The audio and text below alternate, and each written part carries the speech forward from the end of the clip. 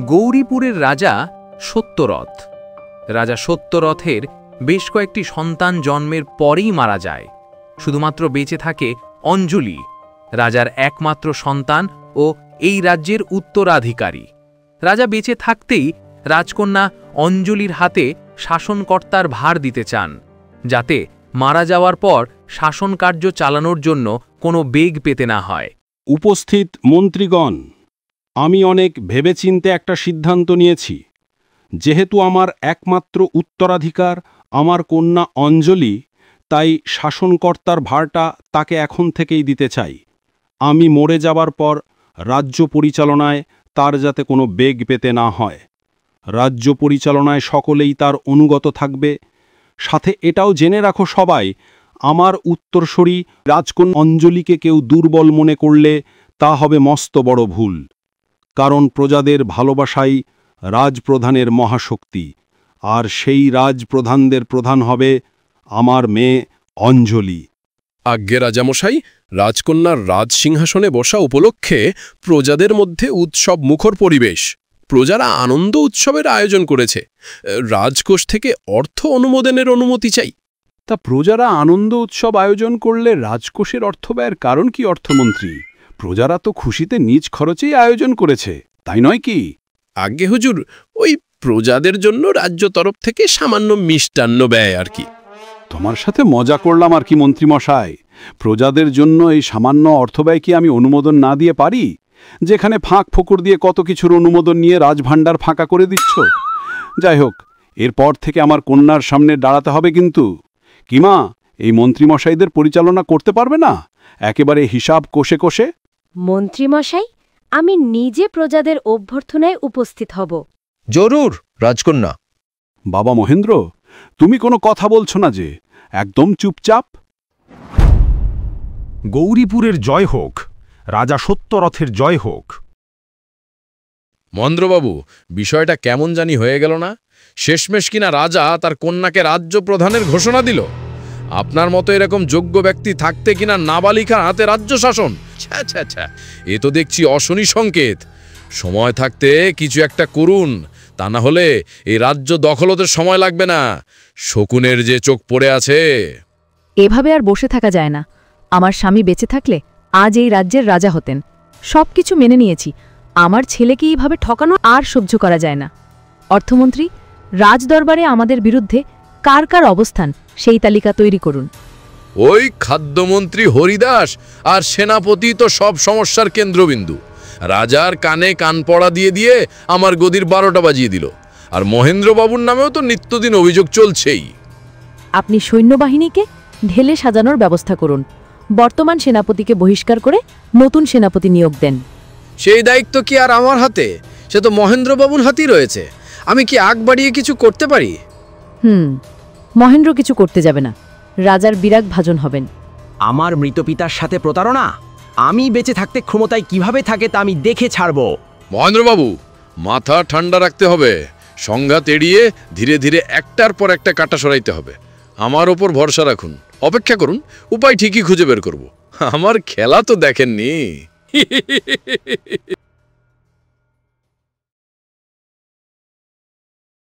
রাজকন্যা, রাজার দরবারে যাওয়ার সাহস আমাদের নেই। যদি অনুমতি দিতেন কিছু কথা বলতাম। বলুন, আপনাদের কি কথা? এইবার একদমই বৃষ্টি হয় নাই, ফসলও ঠিকমতো ফলাইতে পারি নাই। যা বুঝতাছে সামনে খরা দেখা দিব।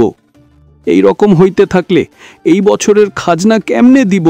বড় দুশ্চিন্তায় আছি। অর্থ প্রশাসকের কাছে গেলাম ফরিয়াদ নিয়া, উল্টো আমাগো খাজনা আরও বাড়ায় দিল। বলল রাজার আদেশ, রাজকোষে নাকি অনেক অর্থের প্রয়োজন। কি ব্যাপার অর্থমন্ত্রী? রাজ্যে এবছর বৃষ্টিপাত হয়নি সে তো অজানা নয়, কিন্তু খাজনারও বাড়িয়ে দিলেন যে? মানে রাজকোষের অবস্থা তো ভালো যাচ্ছে না রাজকন্যা, তাই আর কি। রাজকন্যা, সেদিন পেয়াদা আমার স্বামীকে মারধর করে ধরে নিয়ে গেছে। আপনি তারে মুক্তি দিন, আমাদের দয়া দেখান রাজকন্যা। কেন ধরে নিয়ে গেছে? আমার স্বামী শখ কইরে একজোড়া ঘোড়া পালত। সেদিন এক পেয়াদায় এসে নিয়ে যাইতে চায়। আমরা দিবার চাইনি বলে আরও কয়েকজন এসে মারধর করে, বলে চাষা ভূষার আবার ঘোড়া কিসের। পরে আমার স্বামী সহ ঘোড়া দোকান নিয়ে যায়।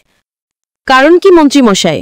কি মুশকিল, সে কি আর আমি বলিতে পারি? এই সব তো সেনাপতির বিষয়। পণ্ডিত মশাই, এক এক করে সমস্যাগুলো লিখুন। এখন থেকে প্রতি মাসে একদিন আপনাদের জন্য রাজদরবার খোলা। আপনাদের সমস্ত অভিযোগ আমি শুনব, ভয়ের কিছু নেই। রাজকন্যা দীর্ঘজীবী হোক, জয় হোক রাজকন্যার। রাজকন্যা দীর্ঘজীবী হোক, জয় হোক রাজকন্যার। মা অঞ্জলি, এরা ফাঁকিবাজ, মিথ্যাবাদী।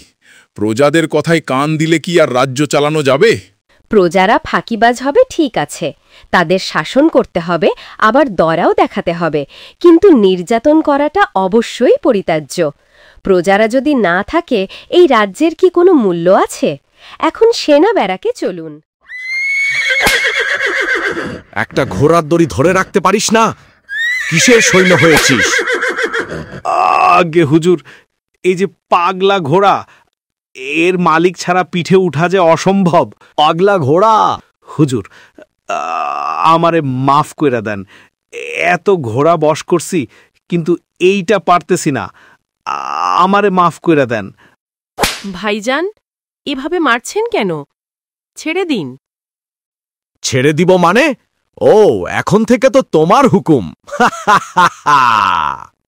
সেনাপতি, ঘোড়ার মালিককে ঘোড়াসহ এক্ষুনি ছেড়ে দিন। প্রজাদের সম্পদ অন্যায়ভাবে কেউ যেন না আনে। সৈন্যরা এই বিষয়ে সতর্ক না হলে আমি কঠিন ব্যবস্থা নিব। মা, আপনি অনেক দয়াবান। ভগবান আপনাকে দীর্ঘজীবী করুন। তোমার ঘোড়াটা অনেক সুন্দর। এত সুন্দর ঘোড়া আমি আগে দেখিনি। ওর নাম লালু। ও মানুষ চিনে কে ভালো আর কে মন্দ। ও যারে পছন্দ করে না সে ওর পিঠে চড়বার পারে না। লালু আয়, রাজকন্যাকে প্রণাম করি। মূল রাজ্য থেকে বহুদূর জঙ্গলে ঘেরা প্রায় জনমানবহীন এক গায়ে মানিকের বসবাস। বৃদ্ধা মা ছাড়া এই জগতে তার আর কেউ নেই। কাঠ কেটে নৌকা বানিয়ে মাছ ধরে কোনো মতে জীবন চালায়। এই জনমানবহীন জঙ্গল ছেড়ে মানিক তার মাকে নিয়ে চলে যেতে চাইলেও মায়ের বাধায় যেতে পারে না। তার মার একটাই কথা, এইখানেই থাকতে হবে সারা জীবন। তাই অগত্যা বাধ্য হয়েই এই গহীন অরণ্যে বসবাস করছে। এইভাবে আর কতদিন? ধোপ ধর। ভোলা, আরে ওই ভোলা, হতচ্ছাড়াটা গেল কোথায়? পড়ে পড়ে ঘুমাচ্ছে। ওঠ বেটা ওঠ। মানিকদা, দিলা তো স্বপ্নটা ভাঙিয়া। স্বপ্ন? তোর ওই খাই খাই ছাড়া স্বপ্নে আসে নাকি শুনি? এই তো বেশ ধরেছ। আজ তো খাসি চিবুচ্ছিলাম আর তুমি কিনা লঙ্কা ঢেলে দিলে। আমি এইদিকে একা একা গাছ কাটলাম আর তুই রান চিবাচ্ছিস। ওরে ঘুমান কেষ্ট, সন্ধ্যা যে নাই মাইল। কাঠগুলা এবার নিয়ে বাড়ির চল।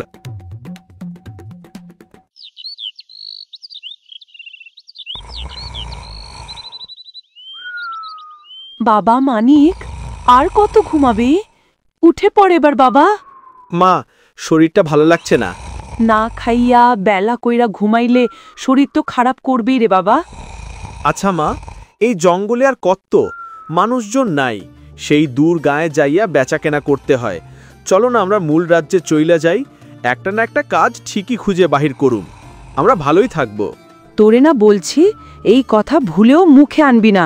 সব মানব, কিন্তু এই জায়গা ছেড়ে আমি কোথাও যাচ্ছি না। আমার মৃত্যুর পরেও তুই এইখানেই থাকবি। ভুলেও ওই রাজ্যে যাওয়ার নাম নিবি না। দূর, আমার কোনো কিচ্ছু ভালো লাগে না। ওই বেটা ওঠ, যেখানে কাইত সেখানেই রাইত।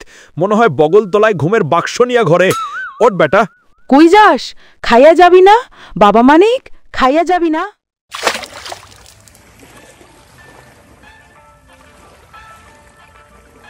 বুঝলি ভোলা, মাঝে মধ্যে নৌকা বাইয়া জঙ্গল থিকা চইলা যাইতে মন চায়। ঠিকই একদিন চইলা যাবো। কও কি? কাকিমারে ছেড়ে চইলা যাবা? ওই একটা জায়গায় তো আটকে আছি রে। না, মাছ তো জালে উঠতাছে না রে ভোলা। একটা জিনিস খেয়াল করিস মানিকদা, তুমি যেদিন কাকিমার সাথে রাগ কইরা বাড়ি থেকে বাইর হও, এদিন কপাল খারাপই থাকে। ওই রাজ্যে ফাইজ্যে যাওয়ার চিন্তা টিন্তা বাদ দাও তো, ইহানি তো বেশ আছি। ভালোই আছিস তাই না? সাপ বিচ্ছুর সাথে বসবাস। একটা কথা বলতে চাইছিলাম, তোমার ভাইপোকে কিন্তু আমার ভালো ঠেকছে না। রাজকন্যার অভিষেকের দিন যেভাবে তড়িঘড়ি করে বেরিয়ে গেল। কি সমস্যা? সব জিনিসের সমস্যা ধরলে তো মহা সমস্যা। কথাগুলো তো আর মিথ্যে নয়, তাই নয় কি? তাছাড়া প্রতিরক্ষা ও যুদ্ধমন্ত্রীর দায়িত্বটা তার ওপর। খুব ভয় হয় রাজকন্যাকে নিয়ে। সৈন্যদের বরাদ্দের অর্থ নিয়ে মহেন্দ্রর সাথে সেনাপতির ঝামেলা হয়েছে। অর্থমন্ত্রীকেও আবার আমার সুবিধে মনে হচ্ছে না। তাছাড়া সেদিন এক সৈন্যকে পিটিয়ে রক্তাক্ত করেছে। এরকম ঘটনা ঘটছেই। উহু, তুমি বেশি কথা বলো। এগুলা রাজদরবারের ভয়শালা। তুমি কেন মাথায় নিচ্ছ? রাজদরবার পরিচালনা করতে গেলে সবার মন রক্ষা করে চলতে হয়। ও নিয়ে তুমি চিন্তা করো না তো। একটু আটটু তো করবেই। বয়সের ভার যে এখনো পড়েনি। এদিকে রাজ্যে একেবারেই বৃষ্টিপাত হয়নি। প্রজাদের আশঙ্কাই সত্যি হল। একদিকে খাদ্যের অভাবে প্রজারা দিশেহারা, অন্যদিকে রাজকোষ পরিচালনায় হিমশিম। এই সুযোগে প্রতিবেশী রাজ্যগুলোর আক্রমণ নিয়ে রাজকন্যা ও রাজা দুজনেই মহা দুশ্চিন্তায় আছেন। অর্ধভুক্ত সৈন্যদের দিয়ে রাজ্য রক্ষা করা যে বেশ কঠিন, তাই রাজকন্যা জরুরি রাজসভা ডেকেছেন। রাজ্যে ভয়াবহ খাদ্যের অভাব দেখা দিয়েছে। আমার প্রজারা অনেক কষ্টে আছে। এই দুর্দিনে প্রজাদের জন্য খাদ্য গুদামগুলো খুলে দিন। খাদ্যমন্ত্রী, আপনি যেসব এলাকায় খরা হয়নি সেখান থেকে খাদ্য সরবরাহ করার ব্যবস্থা করুন। রাজকন্যা, এত দূর থেকে খাদ্য যোগান যে বেশ সময় সাপেক্ষ। তাছাড়া প্রজাদের জন্য এত পরিমাণ খাদ্য যে মজুদ নেই। আমার ধারণা এই খরার প্রকোপ দীর্ঘদিন থাকবে। যা মজুদ আছে তা দিয়ে বড়জোর 2 সপ্তাহ টেনে টুনে নেওয়া যাবে। রাজকন্যা, সৈন্যবাহিনী নিয়ে বড় দুশ্চিন্তায় আছি। তাদের খাদ্যের কোনো রকম ঘাটতি হলে তো মহাবিপদ। তাছাড়া এই মহাবিপদে যুদ্ধের আশঙ্কা তো রয়েছেই। একসাথে এত বিশাল সৈন্যবাহিনী ও প্রজাদের খাবারের যোগান দেওয়াটা যে বড় মুশকিলের বিষয়। মন্ত্রীমশাই, আপনি যেভাবেই হোক খাদ্য জোগাড়ের ব্যবস্থা করুন। অর্থমন্ত্রী, আপনি আমার কাছে বিস্তারিত খরচের হিসাব দিয়ে অর্থ ছাড়ের ব্যবস্থা করুন। অর্থমন্ত্রী, রাজ্যের অস্থিরতা চলছে, এটাই সুযোগ। আমি কি আর বসে আছি মহেন্দ্রবাবু? খেলা শুরু করে দিয়েছি। আপনি সৈন্যবাহিনীকে নিজের হাতে ঢেলে সাজান। আমার ছেলেকে সিংহাসন বঞ্চিত করে ওই আনাড়ি নাবালিকা দিয়ে রাজ্য শাসন? রাজার কত শক্তি আমিও দেখে ছাড়ব।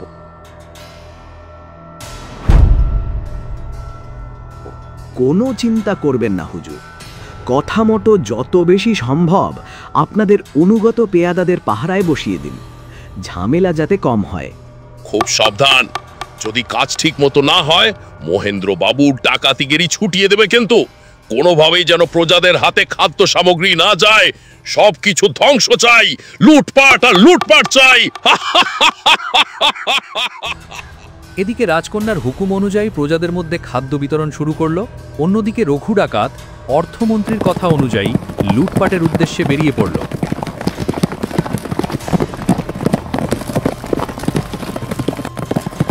ওরে বাবা, রঘু ডাকাত, পালাও পালাও। রঘু ডাকাতের আতঙ্কে সবাই পালিয়ে যায়। মন্ত্রীর কথা মতো রঘু সমস্ত মালামাল লুট করে নিয়ে যায়। এভাবে একের পর এক লুটপাট চালাতে থাকে সে। খাদ্যমন্ত্রী, একের পর এক খাবার রুটের ঘটনা কিভাবে ঘটছে? সেনাপতি, আপনি থাকতে এই সব কিভাবে হয়? লুটেরা রাজ্যে কিভাবে আক্রমণ চালায়?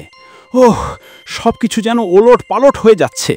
মহারাজ, আমি তো যথেষ্ট প্রহরার ব্যবস্থা করেছি, কিন্তু কাজ করছে না কেন বুঝতে পারছি না। কাজ করতে পারছে না নাকি নিজেরাই লুটে নিচ্ছে সব? সেনাপতি যথেষ্ট হয়েছে, প্রজারা ক্ষোভে ফেটে পড়ছে। তবে এটা বুঝতে পেরেছি, সৈন্যবাহিনী নিয়ন্ত্রণ করার ক্ষমতা আপনার আসলে নেই। মহেন্দ্রবাবু, এ কি বললেন আপনি?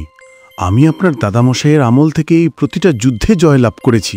গাছের বয়স হলে জানেন তো কি হয়? ফল ধরে না, ওটা খড়ি হিসেবে পুড়িয়ে ফেলতে হয়। চাচা যান, কাল থেকে আমি সৈন্যবাহিনী ঢেলে সাজাবো। কিন্তু ভাইজান। অঞ্জলি, এই দুঃসময় আমি কোনো বাধা চাই না। এদিকে মহেন্দ্রর গুপ্তচরেরা খাদ্য গুদামেও আগুন দিয়েছে। রাজা ও রাজকন্যা রাজ্যের অরাজকতা নিয়ে খুব দুশ্চিন্তায় আছেন। অর্থমন্ত্রী, সৈন্যবাহিনী এখন আমার নিয়ন্ত্রণে। রাজা ও রাজকন্যা মানসিকভাবে পর্যদুস্ত। এটাই মোক্ষম সময়। সেনাপতিকে আজ রাতেই যে কোনো মূল্যে শেষ করে দিতে হবে। তা মহেন্দ্রবাবু, সেনাপতিকে শেষ করে দিয়ে রাজাকে বাঁচিয়ে রাখলে কি কোনো কাজ হবে? এতে তো আরও হিতে বিপরীত হবে। তাহলে তাই হোক। আজ রাতেই রাজমহলেও অভিযান চালানো হোক। ভাড়াটিয়া লুটেরা এবং অনুগত সৈন্যদের প্রস্তুত রাখুন। মহেন্দ্র সর্বশক্তি দিয়ে সময় মতোই আঘাত করবে।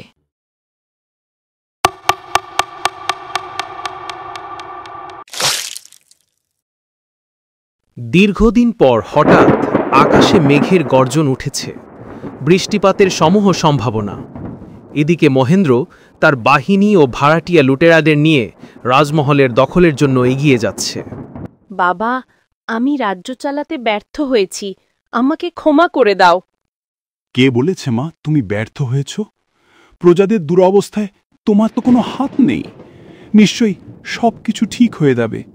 আমি আবারও বলছি, এই সব ষড়যন্ত্র, আমার মেয়েকে দুর্বল করার জন্য বড় ধরনের ষড়যন্ত্র চলছে। আমার বড্ড ভয় হচ্ছে। এভাবে আপনি বসে থাকতে পারেন না। বাহ রানীমা, কথাটা ঠিকই ধরেছেন। কিন্তু রাজা মশাইয়ের যে তার ভাইপোর প্রতি অগাধ বিশ্বাস। মহেন্দ্র, তুই এই রাতে কোন সাহসে অন্দরমহলে ঢুকেছিস? প্রহরীরা এত রাতে তোকে কিভাবে ঢুকতে দিল? রাজমহল? কার রাজমহল? দাদাজানের কাছে দেয়া প্রতিজ্ঞা কি ভুলে গেছেন? এই সিংহাসনের উত্তরাধিকার কার হবার কথা ছিল? আপনি কিনা নাবালিকা দিয়ে রাজ্য চালাচ্ছেন? ছে ছে ছে, নাবালিকা দিয়ে কি আর রাজ্য চলে? প্রজাদের পর এবার আমাদেরও শূন্য থালা নিয়ে রাজ্য ছাড়তে হবে দেখছি। মহেন্দ্র, রাজ্য পরিচালনায় বিন্দুমাত্র তো যোগ্যতা নেই। শুধুমাত্র আমার ভাইজান ও পিতার সম্মানেই তোকে রাজদরবারে রেখেছিলাম। আর তুই কিনা? আমার পিতামশাই অনেক ভুল সিদ্ধান্ত নিয়েছেন, তাই বলে রাজ্যের প্রজাদের জন্য আমি ভুল সিদ্ধান্ত নিতে পারি না। বাহ বাহ, বেশ বেশ। তাহলে আমাকেই আজ বড় ধরনের ভুল সিদ্ধান্ত নিতে হচ্ছে। রাজা সত্যরথ। অঞ্জলি, পালিয়ে যা। বাবা! তোরা দাঁড়িয়ে দেখছিস কি? অঞ্জলিকে ধরে নিয়ে আয়।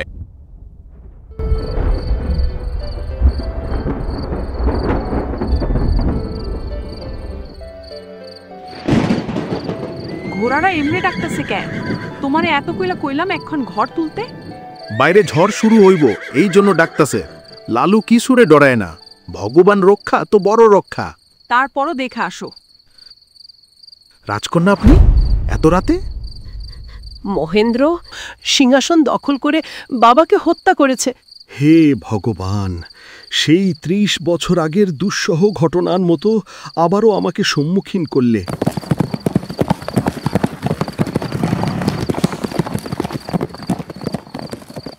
মা, অঞ্জলি, এখানে বেশিক্ষণ থাকা যাবে না। এতক্ষণে মহেন্দ্র সৈন্যরা আপনাকে তন্ন তন্ন করে খুঁজছে। খুঁজে পাওয়ার আগে তাড়াতাড়ি রাজ্য ছাড়তে হবে মা। এত রাইত হইয়া গেল, পুলাটা এখনো বাড়ি ফিরতেছে না। এদিকে বৃষ্টি নাইমা গেল, কখনো তো এমন দেরি করে না। লালু, তোর পিতার মতোই আজ যে তোর কঠিন পরীক্ষা, তোকে যে পারতেই হবে। রাজকন্যা, আর দেরি করা যাবে না, তাড়াতাড়ি।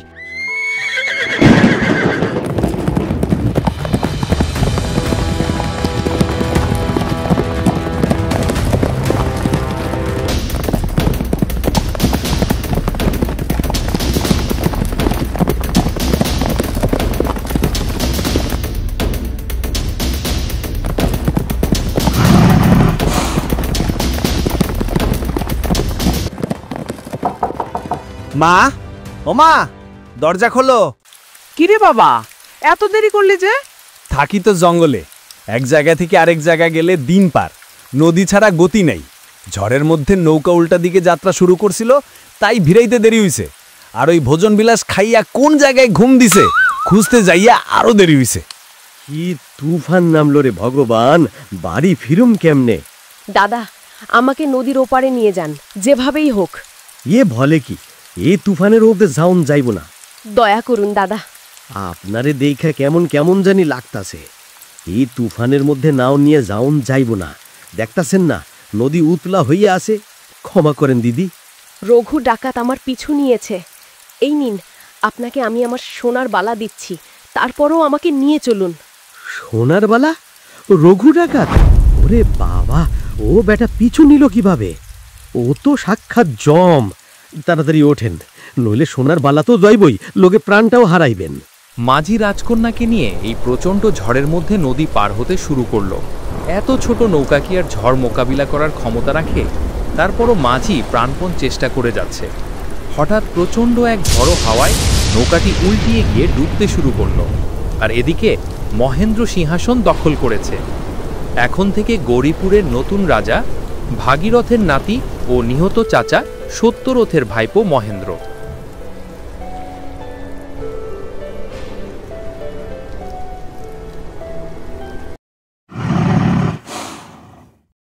লালু, তুই ফিরে আইলি।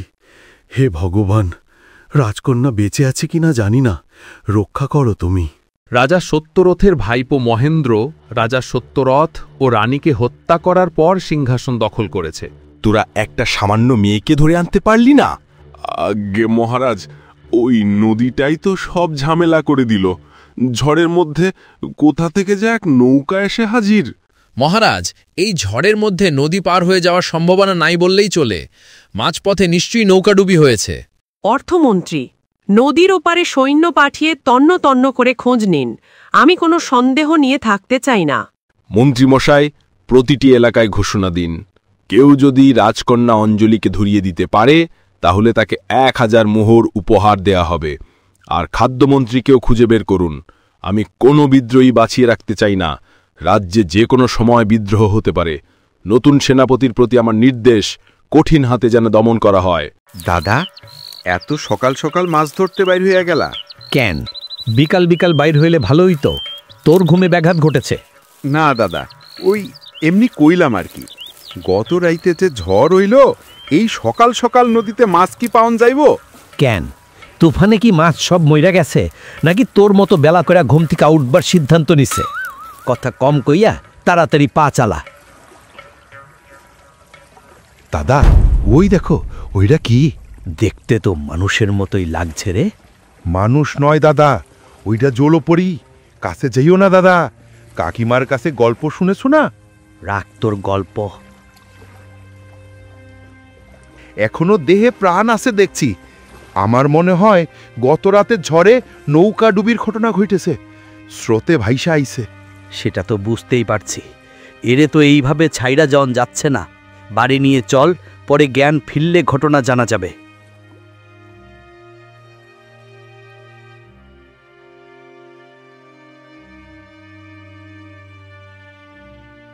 এদিকে রাজা রানী হারিয়ে প্রজারা খুব হতাশ।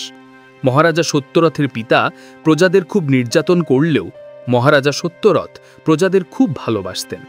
তাছাড়া নতুন রাজা মহেন্দ্রর যে ভালো শাসক হবে না সে ব্যাপারে সবাই অবগত। দীর্ঘদিন খরার কবলে থাকা প্রজারা নতুন রাজার অধীনে খাজনা নিয়েও খুব দুশ্চিন্তায় আছে। গেল খোড়ায় রাজকন্যা অঞ্জলি রাজকোষ একদম ফাঁকা করে দিয়ে গেছে। নতুন রাজার আদেশ, এবারের ফসলের খাজনা 4 ভাগের 3 ভাগ দিতে হবে। কেউ যদি অমান্য করে তাহলে তাকে কঠিন শাস্তির মুখে পড়তে হবে। 4 ভাগের 3 ভাগ দিলে আমরা পরিবার নিয়ে বাঁচুম কেমনে? এ কেমন বিচার? কে আছিস রে? ওরে একটু বিচারের নমুনা দেখাই দে তো। সবাই খুব সাবধান, তা না হলে বুঝবার পারতাছো তোমাগো কপালে কি দুর্গতি আছে। দাদা, এই রাজ্য থেকে চইলা যাওন ছাড়া আর উপায় দেখতাছি না। আমাগো কপালে বেশি দিন শান্তি জুটে না। মহারাজ সত্যরথের সময় ভালোই ছিলাম, এত অত্যাচারের মধ্যে আর বাস করা যাইব না। হরি, 7 পুরুষের এই ভিটে ছাইরা কই জামু? মরলে এইখানেই মরুম। মন্ত্রীমশাই, আপনি? আমরা তো ভাবছি আপনাকে ওরা মেরে ফেলেছে। ভগবানের কৃপায় এখনো বেঁচে আছি। রাজপরিবারের সবাইকে মেরে ফেলল, আমরা কি এইভাবে বসে থাকব? আমরা কি করতে পারি মন্ত্রীমশাই? মহেন্দ্র যে আগাগোড়া ভয়ঙ্কর, তাছাড়া সৈন্যবাহিনী তো তার নিয়ন্ত্রণে, সে যা বলবে সবাই তাই করবে। না, সব তার নিয়ন্ত্রণে নেই। সৈন্যরা মহেন্দ্রকে পছন্দ করে না।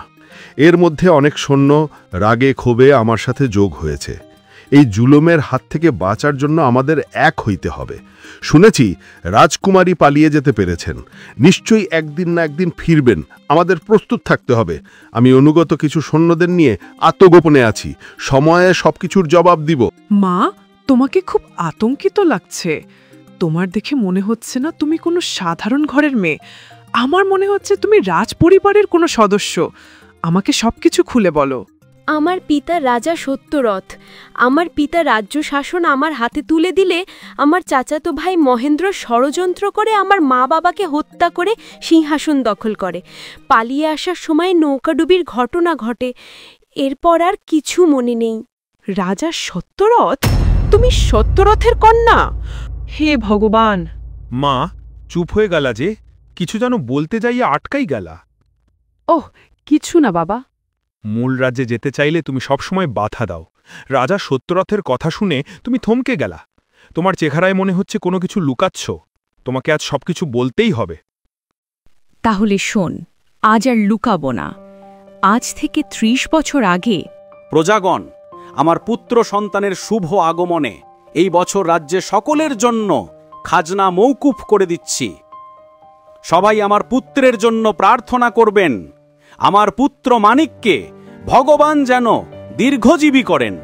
যুবরাজের জয় হোক, রাজা বিক্রম সিংহের জয় হোক, জয় হোক গৌরীপুরের। কি ব্যাপার সেনাপতি, আপনাকে এত দুশ্চিন্তাগ্রস্ত লাগছে কেন? মহারাজ, ভয়ানক খবর। কি ভয়ানক খবর সেনাপতি? খুলে বলো তো। বিষ্ণুপুরের রাজা ভাগীরথ ও তার দুই পুত্র প্রতাপ এবং সত্যরথ বিশাল সৈন্যবাহিনী নিয়ে রাজ্যে আক্রমণের জন্য এগিয়ে আসছে। বলো কি সেনাপতি? সৈন্যবাহিনীকে দ্রুত প্রস্তুত করুন। মূল রাজ্যে ঢোকার আগেই যেভাবেই হোক তাদের দমন করতে হবে। জয় হুকুম মহারাজ। রানী, আমাকে যুদ্ধের ময়দানে যেতে হচ্ছে। আমার পুত্র সন্তানের নিরাপত্তা তোমার হাতে দিয়ে গেলাম। নিশ্চয়ই আমি ফিরে আসব। সারা দিন আমি অপেক্ষা করতে থাকি। তারপর রানী, সত্যরথ তার সৈন্যবাহিনী নিয়ে রাজমহলের দিকে এগিয়ে আসছে। আপনি যুবরাজকে নিয়ে তাড়াতাড়ি পালিয়ে যান। রাজবংশের একমাত্র উত্তরাধিকারকে যেভাবে হোক বাঁচাতেই হবে। ভগবান চাইলে যুবরাজ একদিন আবার এই রাজ্যে রাজা হয়ে ফিরবেন। বিদায় রানী। হে ভগবান, রক্ষা করো।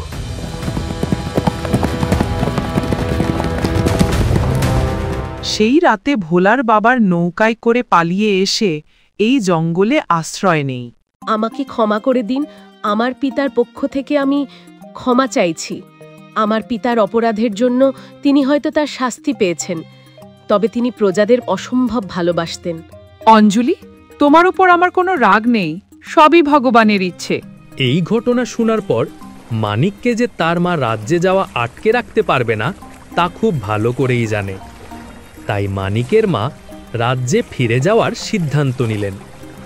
রাজকন্যার বিশ্বাস প্রজারা নিশ্চয়ই মহেন্দ্রর বিরুদ্ধে তাদের পাশে দাঁড়াবে। রানীমা, আপনি বেঁচে আছেন? হে ভগবান, নিজেকে যে বিশ্বাস করতে পারছি না। অপেক্ষা করতে করতে ধরেই নিয়েছিলাম আর কোনোদিন হয়তো আপনার দেখা পাবো না। আপনারা ফিরে এসেছেন, এই খবর মহেন্দ্র জানলে যে বড় ধরনের বিপদ হবে। হরি, বিপদের আর কি আছে? আমরা আমাদের রাজকন্যা পেয়েছি, রানী পেয়েছে, আমাদের রাজাও পেয়েছি। এবার আমাদের ঘুরে দাঁড়ানোর পালা। আমরা এক হইলে ওই মহেন্দ্রর গুটি কয়েক সৈন্য কিছুই করতে পারবে না। নিশ্চয়ই কিছুই করতে পারবে না। আমাদের সাথেও সৈন্য আছে। এখন সিংহাসন উদ্ধারের সময়। মন্ত্রীমশাই, আপনি বেঁচে আছেন? রাজকন্যা, আপনাদের আশীর্বাদে বেঁচে আছি। আপনার অপেক্ষায় ছিলাম। সিংহাসন পুনরুদ্ধারে আমরা প্রস্তুত। এখন শুধু আপনার অনুমতির অপেক্ষা। আমার অনুমতি? এই রাজ্যের আসল রাজা যে ফিরে এসেছে, আমরা তার অনুমতির অপেক্ষা করছি। মহেন্দ্রবাবু, সর্বনাশের খবর। এই 7 সকালে কি সর্বনাশের খবর নিয়ে এলেন মন্ত্রী মশাই? রাজকন্যা যে ফিরে এসেছে। শুধু কি তাই, ওই খবিশ খাদ্যমন্ত্রী বিদ্রোহী সৈন্যদের নিয়ে রাজমহল আক্রমণের জন্য খুব কাছাকাছি চলে এসেছে। বলেন কি? কিসের মন্ত্রীগিরি করেন? আপনাদের চোখ ফাঁকি দিয়ে রাজকন্যা রাজ্যে কিভাবে ঢুকে? সবাইকে প্রস্তুত হতে বলেন। প্রস্তুত হব কি মশাই? রাজকন্যার আসার খবরে যে সব পালিয়েছে। দূর হয়ে যান এখান থেকে। অতঃপর প্রায় বিনা বাধায় মহেন্দ্রকে বন্দী করা হয়। তার এই শেষ সময়ে তার অনুগত সৈন্যরাও তার পাশে দাঁড়ায়নি। জোর করে, দমন করে ক্ষমতায় থাকা যে যায় না, সেটা মহেন্দ্র খুব ভালোভাবেই টের পেয়েছে। গৌরীপুর রাজ্যে প্রজারাদের মনে আজ খুব আনন্দ। তারা তাদের রাজকন্যাকে ফিরে পেয়েছে, সেই সাথে তাদের হারিয়ে যাওয়া রাজকুমারও পুনরুদ্ধার হয়েছে।